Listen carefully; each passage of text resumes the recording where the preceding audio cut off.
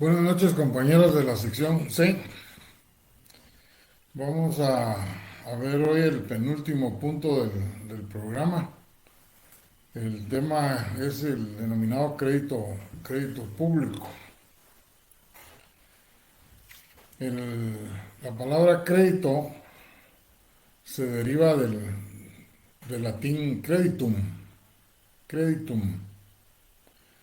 y este a la vez nace del verbo credere, que significa tener confianza. O sea, crédito es significado de confianza, tener confianza. Y público, pues desde luego se refiere al Estado. O sea, podemos hablar de la existencia del crédito privado y del crédito público. El crédito privado es el que nosotros gozamos cuando acudimos a un banco para que nos den un crédito fiduciario, hipotecario, prendario, por ejemplo. Mientras que el crédito público es cuando se le otorga al Estado. Cuando un particular hace su requerimiento a un banco, pues le piden toda la documentación.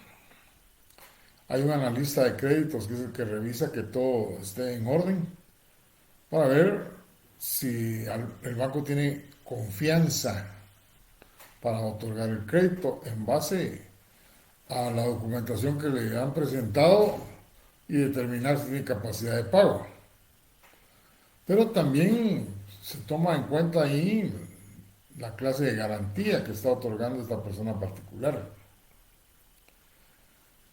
En el sistema del crédito público también estamos hablando de que el Estado va a recibir dinero, pero esa confianza es muy diferente a cómo se ventila en el crédito privado a cómo se ventila en el crédito público. La confianza no nace en base a garantías, porque cuando el Estado le otorga un crédito, este no da garantías de ninguna naturaleza. Acuérdense ustedes que en la Constitución está plasmado de que todos los bienes del Estado son inembargables.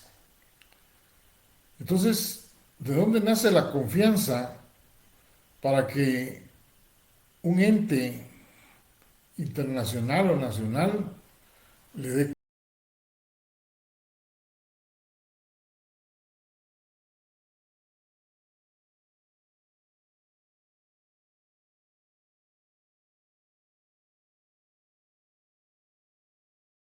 plasmado de que todos los bienes del Estado son inembargables? Ramo, el factor social, que no hayan enfrentamientos sociales en contra del Estado, o, por ejemplo, la situación que se dio en el conflicto armado. No había, no había ninguna estabilidad económica ni social. Y entonces, como consecuencia, tampoco había una estabilidad económica. Guatemala en la actualidad pues, se puede decir que está gozando de esos tres factores. Pero si analizamos la doctrina de Héctor Villegas, que es mucho más moderna, él dice que el crédito público, para ser otorgado a un Estado, deben de manifestarse tres cosas, tres factores. Lo primero es los derechos humanos. Ustedes se han dado cuenta que este asunto de los derechos humanos ha cobrado mucho desarrollo, mucha notoriedad, y constantemente se lee en los medios noticias de entes del extranjero que se manifiestan sobre cómo se está llevando a cabo los derechos humanos aquí en Guatemala. El otro aspecto es las políticas nacionales e internacionales. O sea, siendo el Estado un ente eminentemente político, dice, se tiene que observar cómo, cómo se desenvuelve la política nacional y en lo que se refiere a la relación con otros estados. Y eso es cierto. Recuerden ustedes que Guatemala tiene mucha presión en este asunto de la política internacional. Ya hasta hubo una situación bien embarazosa para el presidente guatemalteco, cuando el presidente estadounidense invitó a sus colegas a una reunión en Washington y omitió invitar al presidente Yamatei. Él viajó, pero no por estar invitado, sino para ir a hacer lobby con otras entidades para tratar de paliar un poco la situación que se estaba dando. O una política nacional relacionada con lo internacional también, la famosa lista Engel, que es más difícil cuando están incluidos personajes que trabajan en el Estado. Y por otro lado, lo referente a la gestión de sus finanzas. Entonces, por un lado, en el caso de Guatemala, esto último se aplica muy bien, porque en los primeros dos factores, pues encontramos ciertas deficiencias, pero en el lado de la gestión de las finanzas públicas, nos encontramos con algo positivo. Recuerden ustedes que un par de semanas atrás, las entidades que analizan la situación económica del país manifestaron que la economía guatemalteca, las finanzas guatemaltecas estaban estables y con mucha tendencia a crecer. O sea, el gobierno actualmente, en lo que se refiere a ese tema, pues no cabe duda que lo ha manejado bien para que estas entidades que supervisan esta situación se hayan manifestado. Y es positivo porque esto atrae inversión extranjera, que es lo que ayuda a un país a seguirse desarrollando económicamente. Entonces, por un lado, encontramos estos factores económicos, políticos y sociales, y por otro lado, encontramos esta posición de Héctor Villegas al referirse a estos tres factores. No cabe duda que es cierto, porque en el tiempo del conflicto armado, cuando se da el rompimiento constitucional, una de las primeras situaciones que se dieron fue que a Guatemala le suspendieron el crédito. No más crédito para Guatemala por la inestabilidad política que estaba viviendo, la inestabilidad social, y desde luego su economía no estaba en su mejor momento, iba a la debacle. De ahí fue que nació, para que fuera sujeto de crédito, para que inspirara confianza los organismos internacionales presionados con el Banco Mundial y el Fondo Monetario Internacional, le exigieron al jefe de Estado que creara el IVA. Así fue como surgió el IVA en Guatemala, con el objeto de también ellos garantizarse que las deudas que existían iban a ser pagadas y que lo nuevo que se iba a otorgar iba a tener cobertura, pues, por la misma razón de que se iba a cobrar un nuevo impuesto. Así es como surgió el IVA en Guatemala, así es como le generaron confianza a estos organismos de crédito, aun cuando en estos factores políticos y, y económico, social no estuvieran bien. O sea, su política nacional e internacional y los derechos humanos, peor en aquella época, ¿verdad? Bien, si nosotros quisiéramos mencionar una definición de crédito público, hay algo antigua que es de Matos Benavente y en una forma muy sencilla dice: el crédito público es la facultad o capacidad que tiene un Estado para contraer deudas. Esta es una facultad Desde luego es una facultad para contraer deuda siempre y cuando le inspire confianza. Y la confianza al acreedor. Y la confianza va a nacer en base a una estabilidad económica, política y social. Una definición más reciente, más ad hoc a nuestra época, es la que Héctor Villegas señala. Dice, es la aptitud política, económica, jurídica y moral. Ya explicamos los otros tres factores y lo moral se refiere a la transparencia en el gasto público.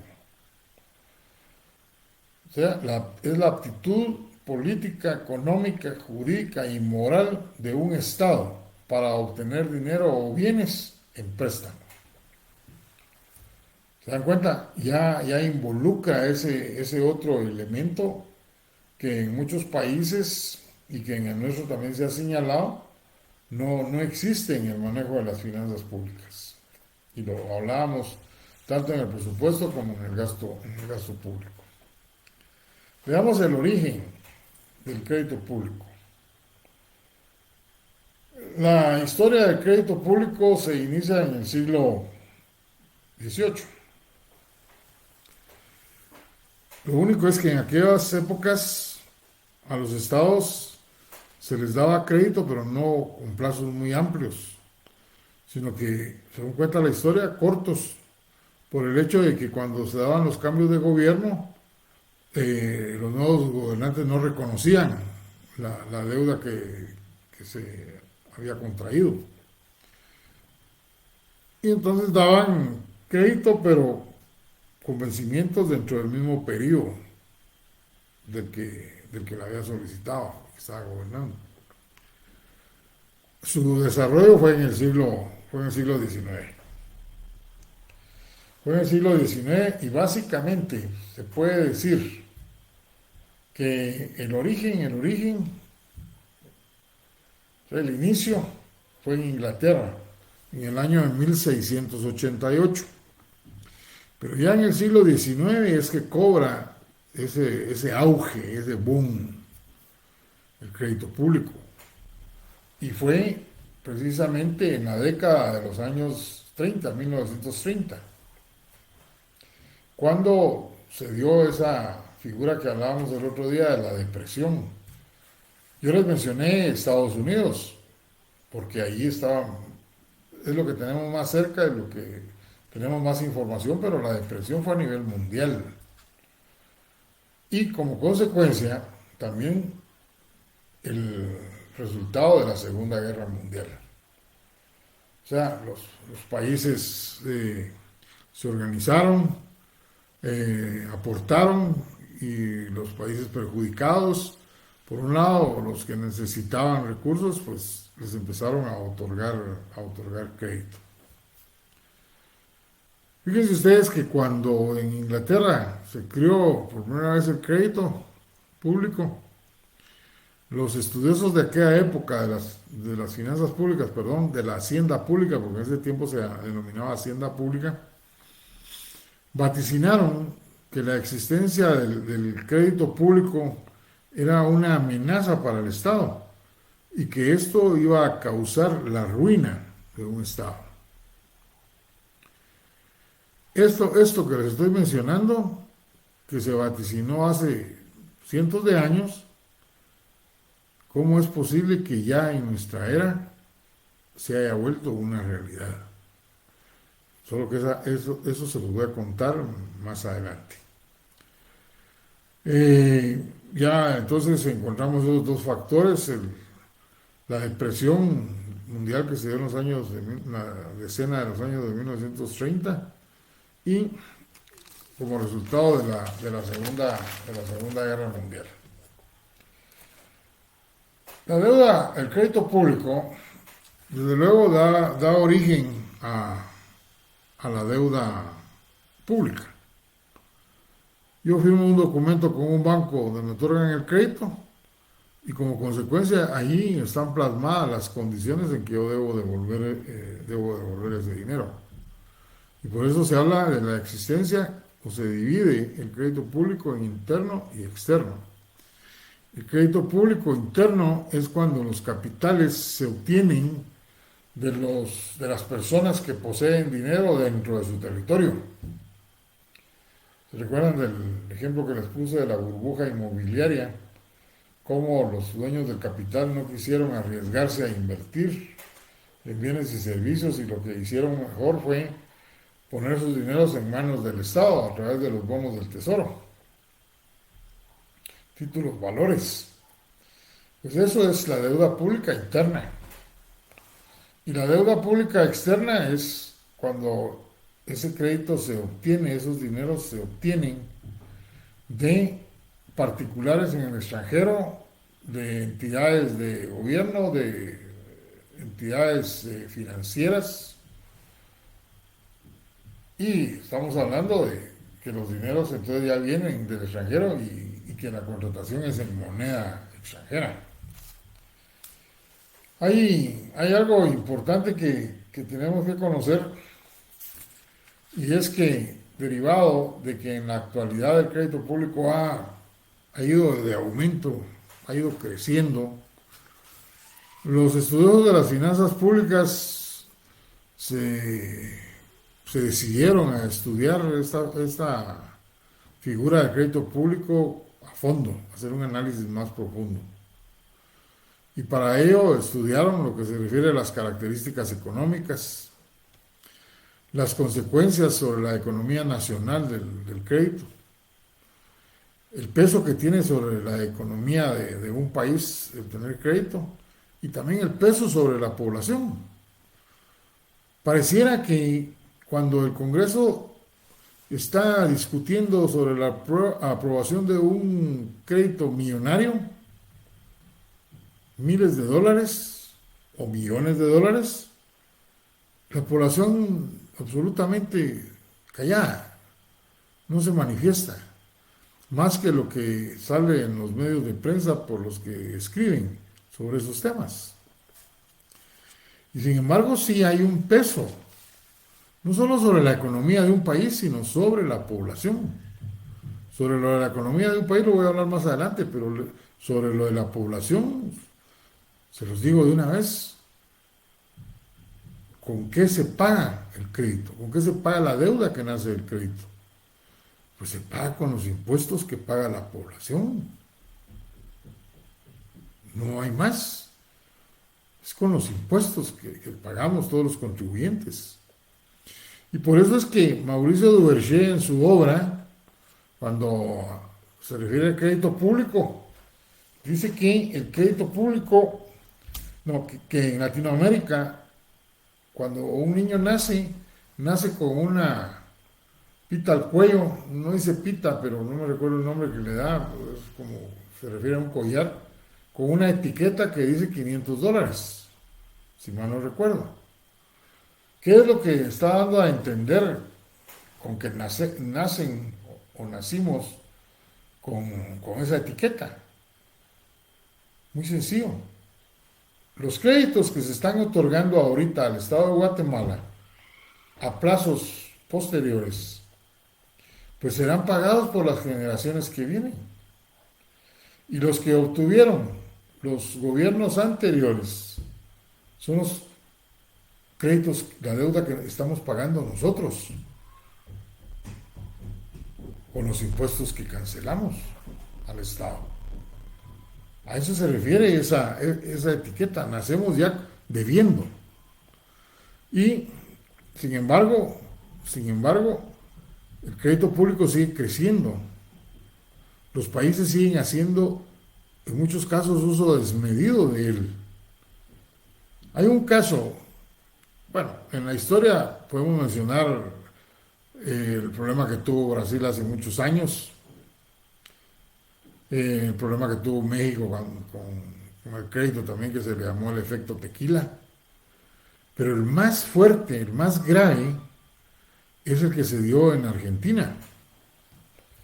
Argentina, ante el mundo, era un país que iba en un creciente desarrollo. Y ante lo que se presentaba, pues todos le otorgaban crédito, tenía las puertas abiertas para obtener crédito. Sin embargo, el crédito no se puede contratar en forma desmedida por un Estado. El crédito público que contrata un Estado debe de ir acorde al PIB del país, al Producto Interno Bruto, a la producción de los bienes y servicios, tomando en cuenta todas las variables macroeconómicas que año con año el Banco de Guatemala publica en los inicios del año. Argentina no respetó tener una concordancia en la contratación del crédito con respecto a su PIB. Y entonces se excedió. Y en el momento que se excedió, se ahogó, porque empezó por no tener capacidad para pagar los intereses. Los financieros internacionales le denegaron más crédito. Los capitales nacionales huyeron al extranjero.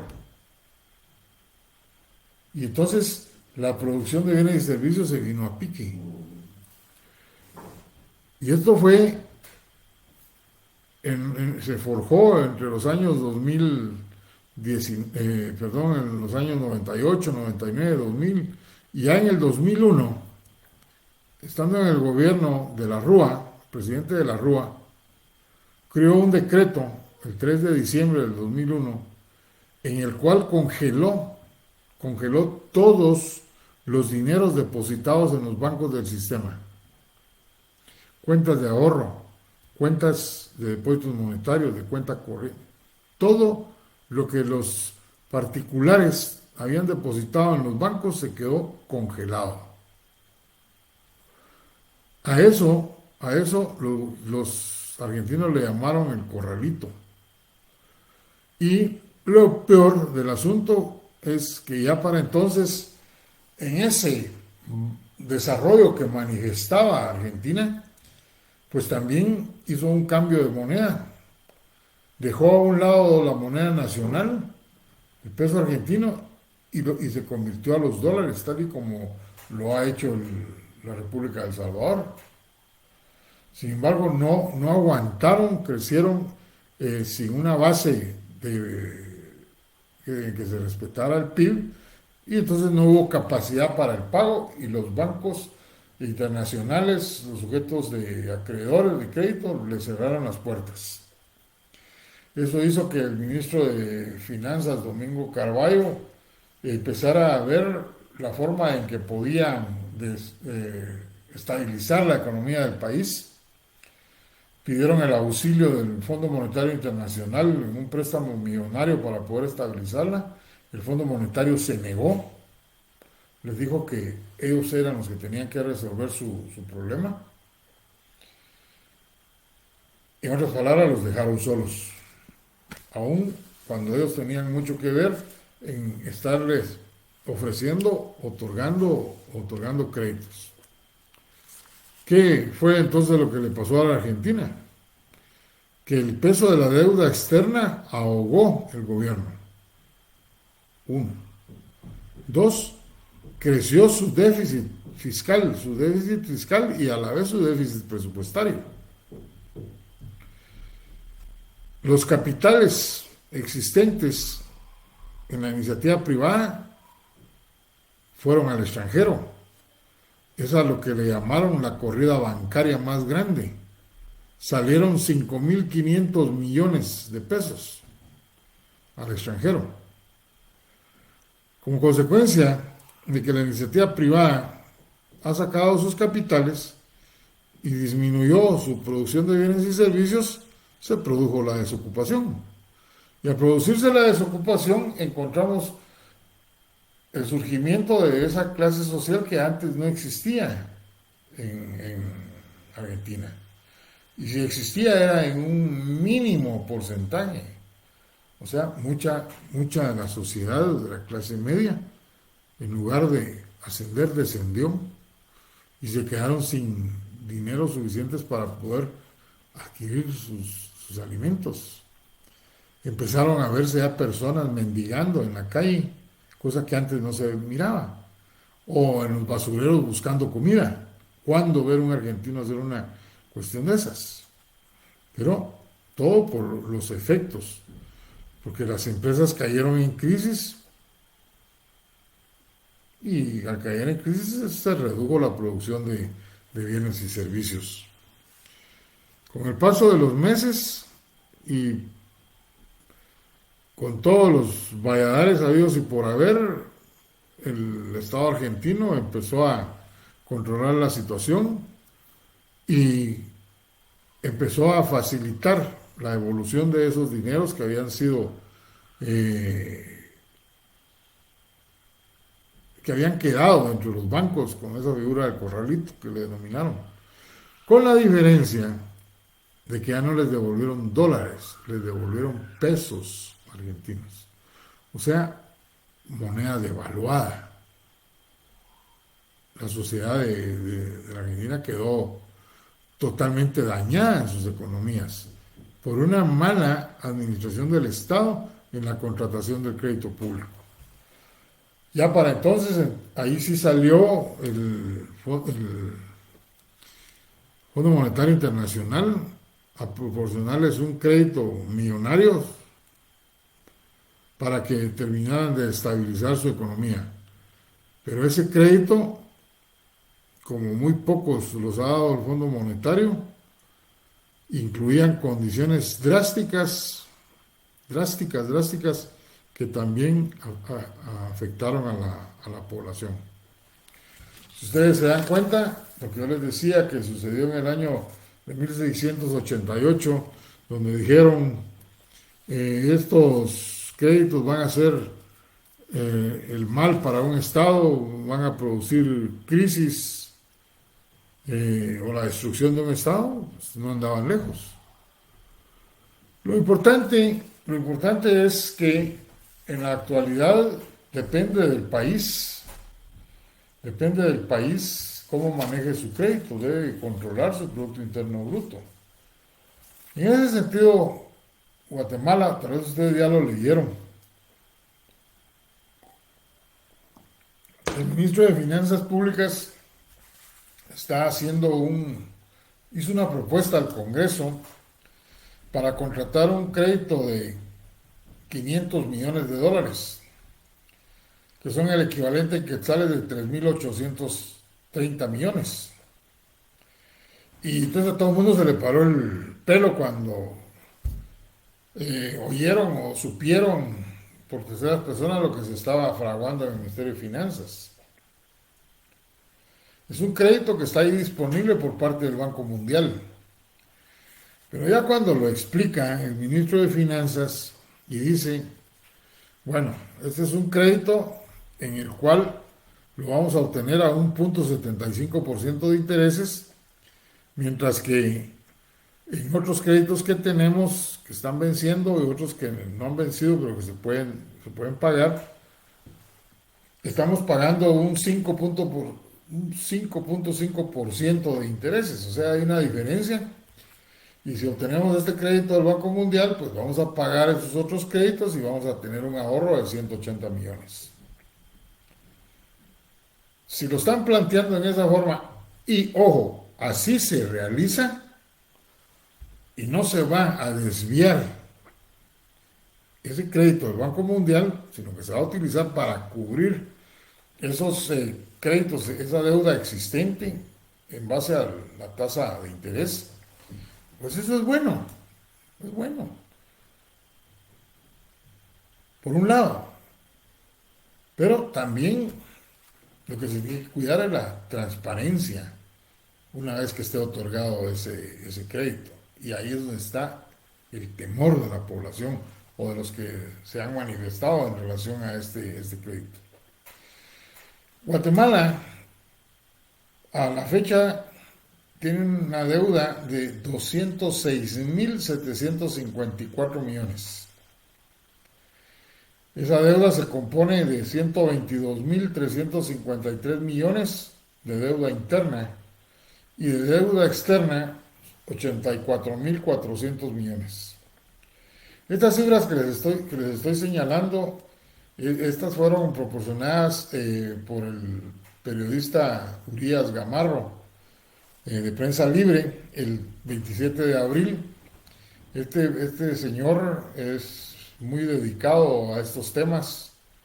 Él es el que publica muchas cosas de la administración tributaria y del Ministerio de Finanzas, es su especialidad. Y no me cabe la menor duda de que estas cifras las tuvo que haber obtenido de una fuente cierta. Y por eso es que las menciono. Lo que se pretende con ese crédito entonces no es obtener más crédito, sino sustitución de fuente de financiamiento en lo que se refiere al beneficio de la tasa de interés. O sea, ese no es el problema. El problema es lo que está sucediendo a la fecha. A la fecha, este gobierno ha contratado un 31% de aumento de la deuda pública. O sea, como inició el gobierno a la fecha, la deuda pública ha aumentado en un 31%. Si bien es cierto, parte de eso fue derivado de la pandemia y que se utilizó para eso, también es cierto que no todo ha sido utilizado para ello. Y la pregunta es entonces, ¿para qué se está usando el crédito público? Para pagar deuda pública que está venciendo. Porque proyectos de inversión no hay. Uno de los últimos, y que era la construcción de la carretera de 4 carriles hasta Malacatán, hasta la frontera con México, resultó ser una verdadera barrabasada, una total falta de transparencia y acto ilegal en la forma de la contratación y la erogación del gasto. Entonces, eso es la parte en que nosotros debiéramos de poner atención en qué se invierte todo ese crédito que se utiliza. En el diario oficial sale publicado cada vez que el Congreso aprueba un crédito. Y la mayor parte dice el destino, pero otros dejan abierta la utilización de ese crédito, y ahí es donde está el problema de que no se utiliza para lo que realmente se necesita en el país, para realmente producir, para hacer inversiones que le vayan a producir mayores recursos al Estado. Yo, en lo que estaba leyendo ese artículo, también pude establecer que de la deuda que tenemos, la mayor parte la tiene el Banco Internacional de Desarrollo, el BID. La otra parte la tiene el BCIE, el Banco Centroamericano de Integración Económica. Y la diferencia es lo que está con el Capital Nacional, Fondo Monetario Internacional, el Banco Mundial y otros estados con los cuales el Estado tiene adeudos. Bueno, esa es la situación que yo les puedo contar de lo que se está dando respecto al crédito público, así en términos generales. Ahora hablemos un poco más de doctrina. Ya les dije que el crédito público se divide en interno y crédito externo. Ahora bien, ¿cómo funciona esto del crédito público interno y el externo? Bueno, el crédito público externo, el Estado tiene que contratarlo cuando hay una carestía de capital nacional. O sea, los inversionistas nacionales lo tienen colocados sus dineros en otros proyectos, el Estado no encuentra apoyo y entonces tiene que buscar esos dineros en el extranjero. Y puede satisfacer entonces la necesidad de obtener esos dineros. El problema que genera el crédito público internacional es que los recursos, la renta nacional, o sea, los quetzales, se van al extranjero. Desde luego, se hacen las conversiones, euros, dólares, dependiendo de con quién esté la deuda. Pero en cualquiera de los casos, siempre los quetzales se van al extranjero. Y no solo el capital que se obtuvo, sino aumentado con los intereses. Ahora, el crédito público interno, el Estado no quiere recurrir a los financistas internacionales. Sabe que hay bastante capacidad económica en el país y entonces crea sus bonos del tesoro, las letras de tesorería. El problema que se da, bueno, eso es beneficioso porque el capital nacional gana intereses y esos intereses pues prácticamente se están reinvirtiendo en el país, ese dinero que obtienen ellos. El problema estriba en que cuando se obtiene capital, préstamos de capital nacional, dicen los tratadistas, es como que no es como, sino le están quitando a los inversionistas nacionales su capacidad para producir por su cuenta más bienes y servicios. Y ellos cómodamente lo están poniendo en manos del Estado, sus dineros. Como sucedió, ya les conté, el fenómeno ese de la burbuja inmobiliaria de Estados Unidos. No quisieron arriesgar sus capitales, produciendo más bienes y servicios, y entonces mejor adquirieron títulos valores del Estado guatemalteco, bonos del Tesoro. Y no fue sino hasta que estuvieron seguros de que ese fenómeno de la burbuja inmobiliaria en Estados Unidos no iba a afectar la economía nacional, fue que cuando vencieron los títulos valores volvieron a la actividad normal. El beneficio es que el pago de intereses se queda, esos dineros se quedan en el país. No hay una corrida de fondos hacia el extranjero. Lo que sí es cierto es que en ambos casos se pagan con impuestos. Y aquí es donde yo quiero aprovechar para darles mi punto de vista sobre esto del crédito público. Cuando vimos los recursos públicos, ¿se recuerdan ustedes que en la clasificación de Héctor Villegas, él decía que habían dos recursos extraordinarios? Y se refirió a los recursos monetarios y al crédito público. Pero dése en cuenta que él ya los incluyó dentro de los recursos. Y cuando nosotros dimos la definición de recursos, dijimos que eran todos los dineros provenientes de los particulares que iban a las arcas del Estado para poder satisfacer las necesidades públicas. O como lo dijo Giuliani von Rush, son todos aquellos medios preferentemente en dinero. Entonces mi punto es que toda la deuda pública se paga con los impuestos que el Estado recauda.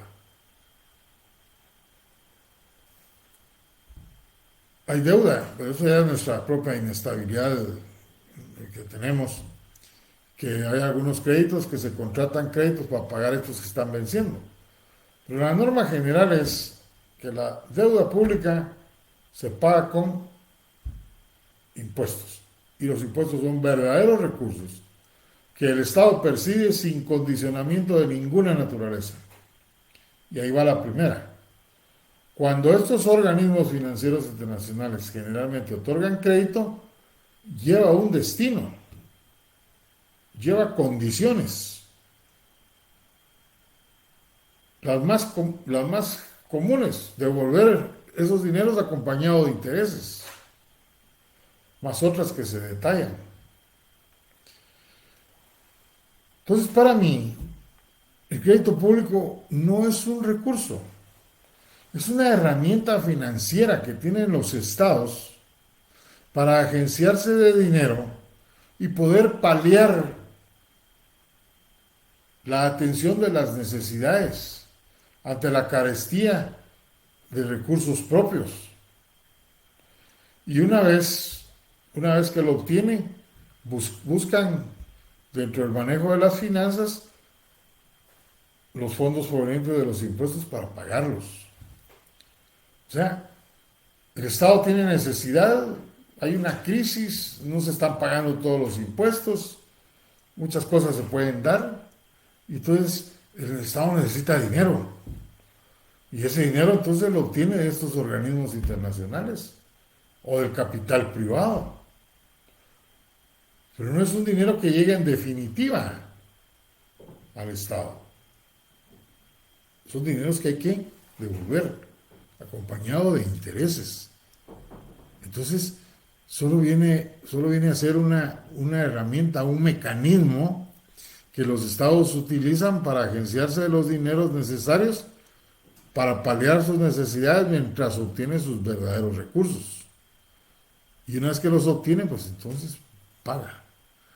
Sin embargo, el crédito público en las fechas actuales, contemporáneas, ha cobrado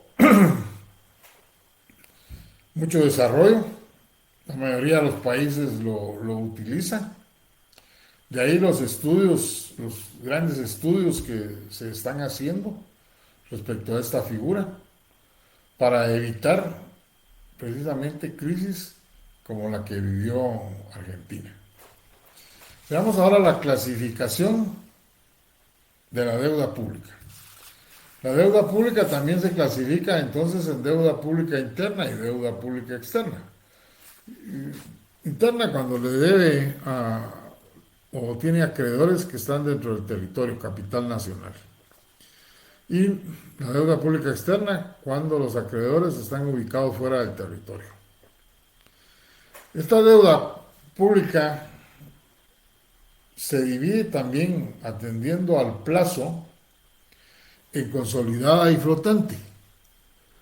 ¿Cuándo la deuda pública es consolidada? Cuando se otorga a largo plazo. Y largo plazo, dicen los estudiosos, más de 30 años, más de 20 años. Mientras que la deuda flotante es aquella que ha sido otorgada a un corto plazo, 1 año, 3 años, 5 años, o más, es un corto plazo. La deuda consolidada la dividen en deuda consolidada reembolsable o deuda consolidada perpetua. ¿Cuál es la diferencia de esas dos?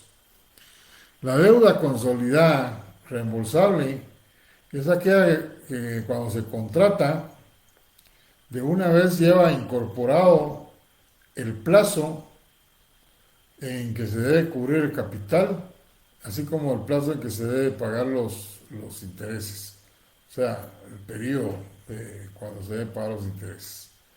O sea, es reembolsable porque está señalado de una forma clara el plazo cuando vence, en la forma que se tiene que pagar. Mientras que la perpetua no significa que no se vaya a pagar por el nombre de perpetua, no. Se le llama así porque no hay un plazo específico en que se deba de pagar. Lo que sí existe es la condición de cuándo se deben pagar los intereses en atención a la tasa que se haya pactado. Y esos intereses entonces son permanentes. El Estado que adquiere esta clase de deuda lo paga permanente. ¿Significa que el Estado nunca va a poder salir de esa deuda? Tampoco. Cuando el Estado tenga capacidad para poder pagar capital, pues lo puede hacer. La situación bien simpática de este asunto es que el acreedor puede ceder el crédito. ¿Y cuándo lo va a ceder? Pues sencillamente cuando ya recobró su capital, ya recobró su ganancia con pago de intereses, y entonces se lo cede a un tercero. Y como está pactado que se puede ceder, solo le notifican al deudor quién es el nuevo acreedor y este tendrá que seguirle pagando a él los intereses. O el capital cuando necesite ir saliendo de esa deuda o tenga capacidad para poder hacerlo. Esas deudas a corto plazo, se me olvidaba decirles que un ejemplo de ellas en nuestra ley son las letras de tesorería, que ustedes las pudieron leer ahí las pudieron leer en la ley orgánica del presupuesto, ¿sí? Son las que vencen en un año. No puede terminar el ejercicio fiscal sin que no estén canceladas. Era lo que yo les decía en aquel ejemplo que les puse cuando no quería el Congreso aprobar el crédito que estaban incorporados en el presupuesto y que le exigían al ministro de Finanzas que creara letras de tesorería. Porque tal y como dice la ley, esas letras de tesorería sirven para atender las necesidades pactadas en el presupuesto de la nación mientras llegan los recursos que se han establecido. Jamás pasó por la mente de este señor ministro hacerlo, porque sabía que el Estado no tenía la capacidad para pagarlas y entonces él iba a estar incriminado, porque hay una acción penal cuando no se cancela. Bueno, Héctor Villegas, respecto a esta clasificación, dice que ha dejado de tener efecto, que no tiene sentido, que ya es antigua. Entonces él da una clasificación atendiendo al plazo. Y dice, hay deuda a largo plazo, a mediano plazo y a corto plazo. La deuda a largo plazo es la que se otorga por más de 30 años. Dice. La deuda a mediano plazo, pues es de 3 a 10 años, a 20 años, mediano plazo. Y la de corto plazo, un año, no más de un año. Y ahí tienen cómo es que lo recoge nuestra legislación, las letras de tesorería que no pasan de un año. Y por último, vamos a hablar atendiendo a los sujetos que se le otorga el crédito. La deuda puede ser directa o indirecta.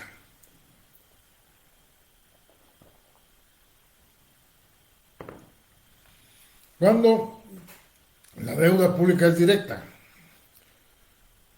cuando el crédito se le ha otorgado directamente al órgano central, o sea, al Ejecutivo. Y será este el que responda respecto a esas obligaciones totalmente.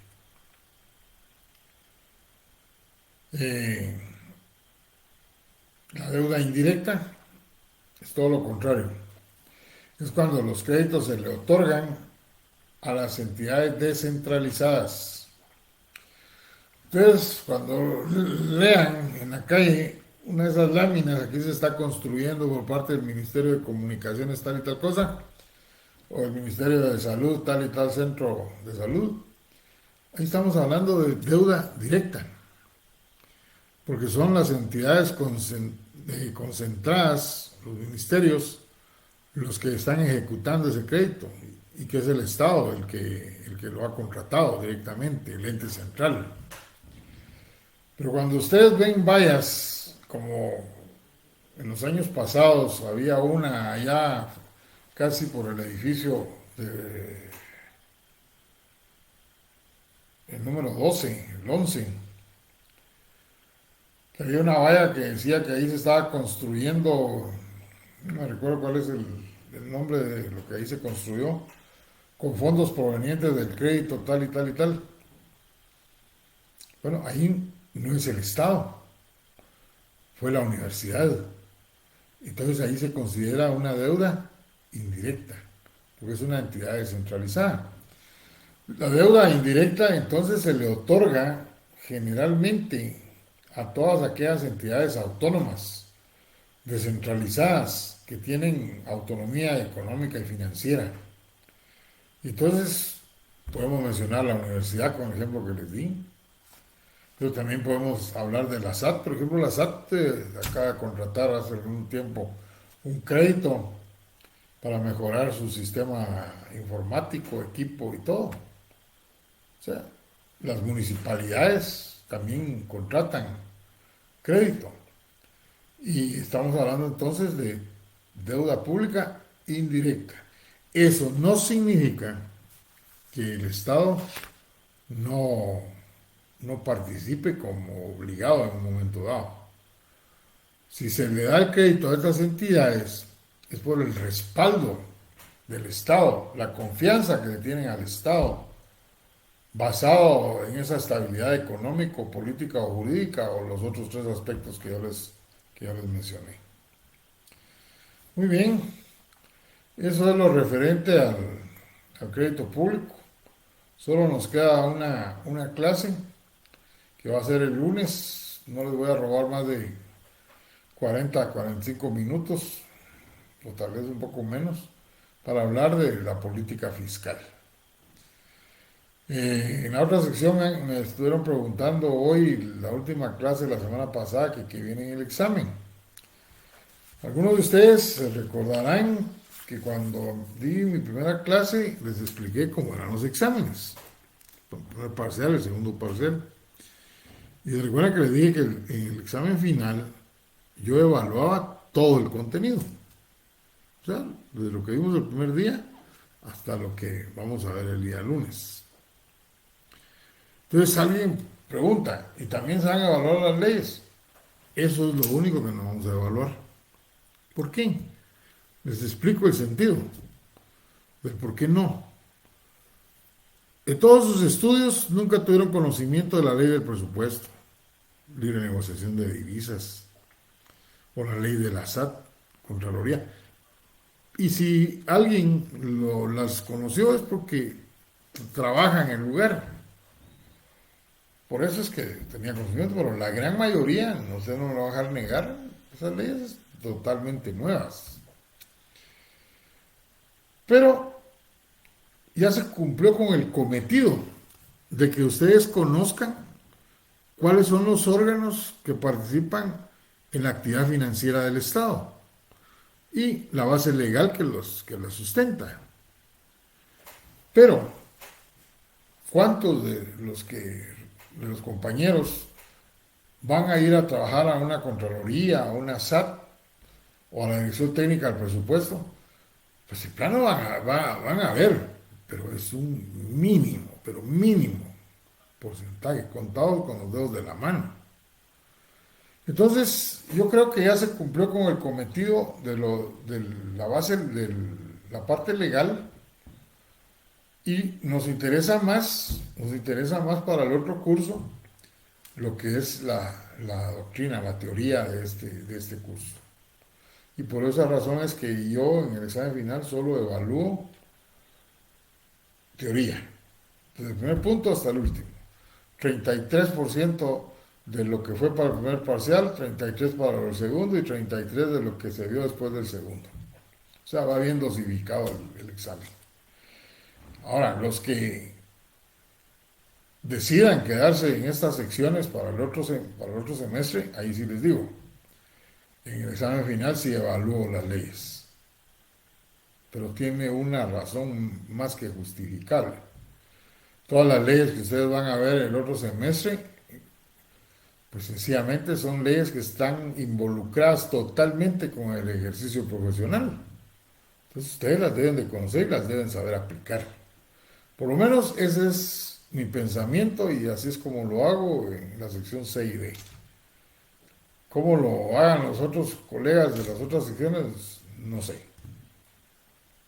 Pero es el mismo sistema que utilizamos aquí, de laboratorios, explicación de algunos casos, y en el examen final pues sí se reparten los 15. Bueno, señores, yo estaba chequeando a ver si había alguna pregunta sobre el tema, pero no, solo la señorita Carranza está preguntando sobre el examen, pero esto es lo que ya les expliqué, así que tengan ustedes muy buena noche. Nos vemos el lunes para recibir la última clase, la política fiscal. Gusto de saludarlos.